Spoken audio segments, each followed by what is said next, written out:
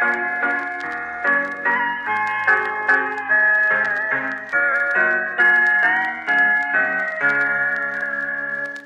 nama saya Nata, ini ada Ilham, ada Eno, Krisna, dan Danu gitu. Selamat siang teman-teman. Oke, ini dari sekolah mana? Oh, udah lulus. Alumni mana? PGRI. Yang belakang? SMP 73 daerah?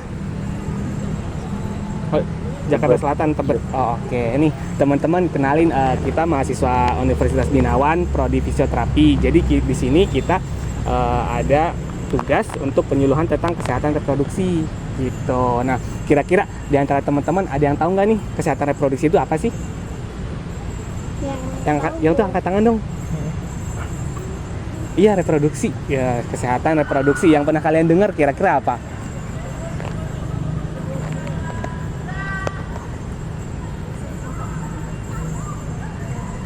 Yang belakang mungkin.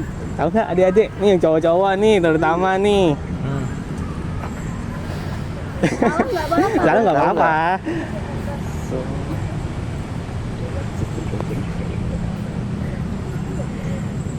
Oke, nah di sini nih aku mau kasih tahu. Jadi kesehatan reproduksi itu adalah kondisi sehat yang menyangkut sistem. Salah satunya yaitu fungsi dan proses reproduksi yang dimiliki remaja, khususnya kalian semua dan kita saat bersama. Ya, dan sehat tidak semata pada bebas dari penyakit atau bebas dari kecacatan, namun juga sehat secara mental serta kultural gitu.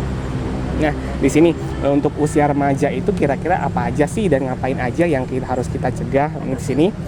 Pertama, kita menjaga kesehatan reproduksi pada remaja itu sangat penting ya teman-teman. Gitu.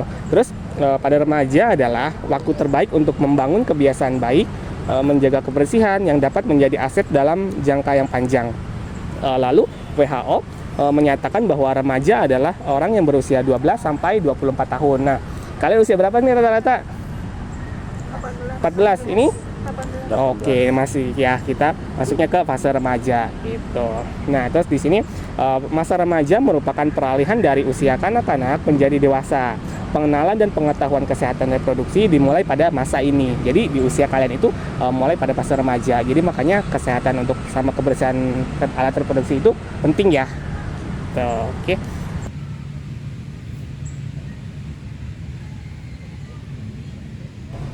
Lalu selanjutnya, materi selanjutnya ada reproduksi. Reproduksi itu proses kehidupan manusia dalam menghasilkan keturunan. Jadi setiap manusia pasti menghasilkan keturunan kan? Kita pengen menghasilkan keturunan. Sering hanya dianggap sebatas masalah seksual dan hubungan intim saja. Nah, padahal kurangnya edukasi tentang kesehatan reproduksi remaja itu sangat memicu terjadi hal yang tidak diinginkan seperti salah pergaulan. Teman-teman di sini mungkin ada yang sering dengar salah pergaulan gitu kan, kehamilan di usia muda, tindakan aborsi. Tindakan aborsi itu tindakan mengeluarkan janin secara paksa, padahal dalam konteks kesehatan itu nggak baik. Lalu penyakit menular yang disebabkan oleh seksual. Lalu selanjutnya itu kan ada resiko gara-gara salah pergaulan.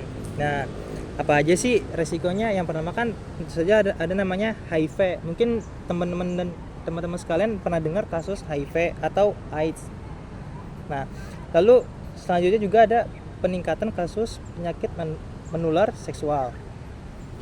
Lalu juga yang ketiga ini tuh penyakit yang terutama bagi wanita tuh sangat ditakuti. Apa sih penyakitnya? Itu kematian ibu kehamilan. Kematian ibu saat melahirkan. Lalu selanjutnya itu ada angka kematian remaja akibat aborsi. Lalu pengetahuan tentang kesehatan reproduksi itu untuk usia kita tuh, usia remaja itu lebih bertanggung jawab.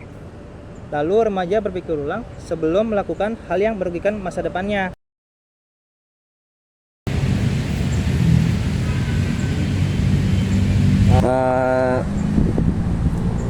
Di sini saya akan menyampaikan kebijakan perkawinan pada usia anak.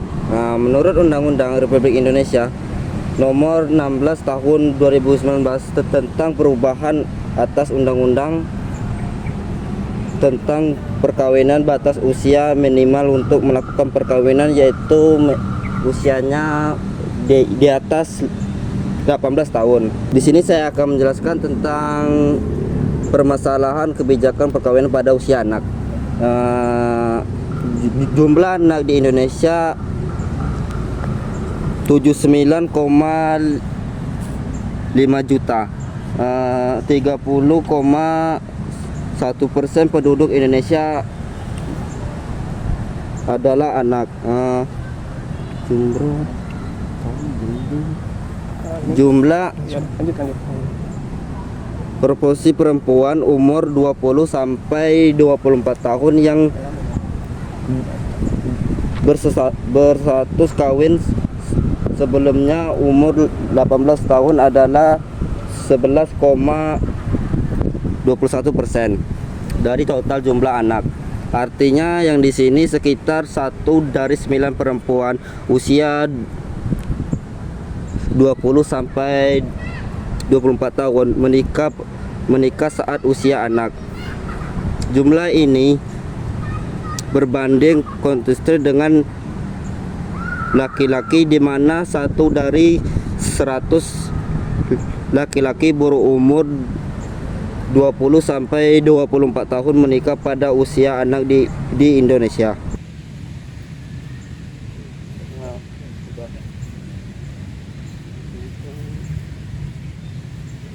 Ya, selanjutnya ada faktor yang menyebabkan terjadinya perkawinan usia anak. Yang pertama, adanya mitos budaya dan agama di masyarakat bahwa anak perempuan kurang dari 15 tahun belum menikah dianggap tidak laku. Yang kedua, adanya rendah ekonomi atau kemiskinan dan pola asuh keluarga menjadi salah satu faktor. Yang ketiga, ketidaksetaraan gender. Yang keempat, rendahnya tingkat pendidikan bagi orang tua dan anak. Yang kelima, regulasi yang tidak mengikat. Yang keenam, geografis atau letak wilayah. Selanjutnya ada terkait kebijakan yang telah dilakukan dalam pencegahan perkawinan pada usia anak. Yang pertama, membuat kebijakan berupa peraturan di Indonesia. Yang kedua, sosialisasi ke sekolah-sekolah.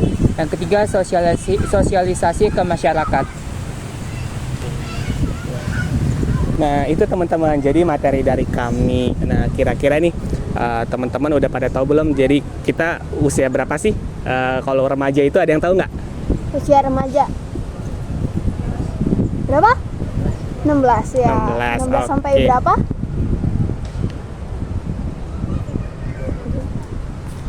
Enak, gua ambil dulu bentar. Bisa rentan 16 sampai usia 20 tahun ya, Mas? 24. Ya, 24.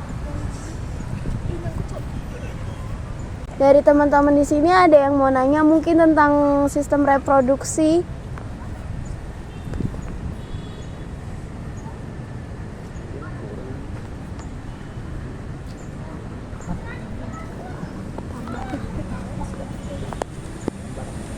Kita tunjukin gambarnya contohnya gitu. Di sini ada gambar sistem reproduksi wanita dan juga pria, berbeda pastinya ya. Di sini di sistem reproduksi wanita ada embrio, ada ovarium itu tempat telur berkembang biak. Nah, uterus itu uterus. Terus di sini ada tuba fallopi, serviks dan juga vagina. Ini Mas, yang prianya. Nih teman-teman, lalu untuk alat reproduksi atau sistem reproduksi pada pria itu di sini ada kantung kemih, yaitu untuk fase kita berkemih. Lalu di sini ada bagian ureter di sini ya, untuk saluran dari kemih menuju uretra atau ketika kita pipis gitu. Nah, lalu di sini ada skortum atau biji ya sebutnya gitu, dan sama di sini ada penis di sini. Nah, terutama bagian ini kita wajib membersihkan sama menjaga kelembabannya gitu. Contohnya kayak nggak boleh pakai CD yang terlalu ketat gitu kan. Kalau misalkan sehari itu minimal 1 kali ganti ya, aktivitas aja gitu. Tapi kalau habis olahraga sebisa mungkin secepatnya diganti dan langsung mandi gitu. Nah itu aja sih teman-teman. Kita ada quiz 1 ya, yang bisa jawab kita punya souvenir.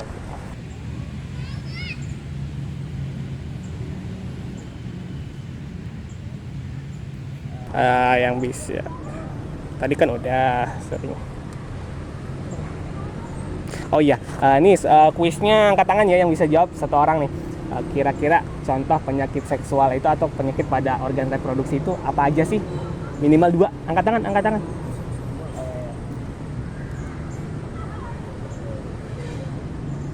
Iya, boleh, siapa namanya? Husnul. Oke, ada apa aja Husnul? 1. Pertama ada HIV, HIV, oke. kedua AIDS ya. Ada AIDS, oke. Masih 1 lagi coba. Itu nggak tahu. Oke, kita kasih hadiah. Makasih, buat Husnul. Iya, yuk ambil hadiahnya.